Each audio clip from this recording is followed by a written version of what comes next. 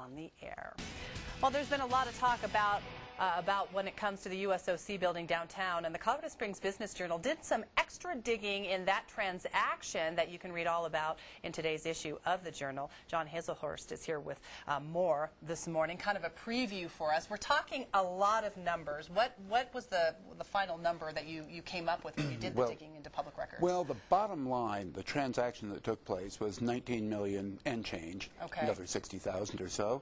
And of that $19 million, $15.5 million went to the lenders. Okay. $3.5 million went to the contractor who had not been totally paid. Okay. And then there were a few $100,000 in multiple, I think about 15 different items, reserves for liens, payments of liens.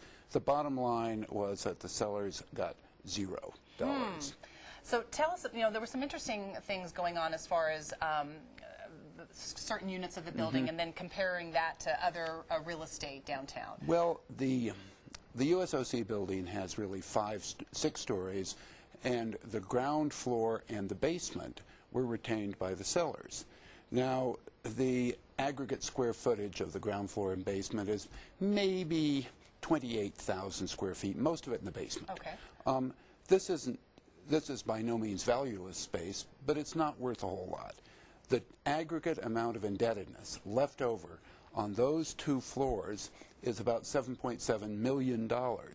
Now that contrasts very interestingly with the asking price of the J.P. Morgan Chase building at the corner of Pikes Peak and Tejon. Just down the street, not too far. Just down the street. Yeah. It's actually a far bigger building than the USOC building, and it is finished inside. And they're asking $7.25 million for that. The city paid $19 million plus another $2.5 million to finish the USOC building for about 80,000 square feet.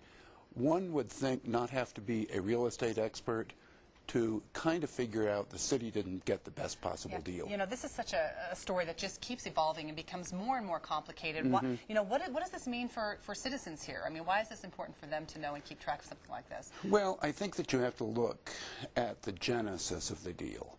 When it was put together in an optimistic climate, things looked pretty good. It did. But on the other hand, the city structured the deal very poorly. So they couldn't. It's as if you had agreed to buy a house for $200,000, the market fell apart, and you said, look, I'm only going to pay $130,000. And the seller says, well, I'm not going to sell it to you. And you say, fine, keep my deposit. In this case, the city had no out. That's why Landco and Ray Marshall prevailed in their lawsuit, and that's why the city coughed up $19 million. Wow. Well, we've got a lot of numbers in this story, a lot of digging that the Journal did, and you can read all about it in the issue that's out today in the Colorado Springs Business Journal. All right, John, thanks so much for being here. We appreciate you giving us a preview. It's always a pleasure. All right.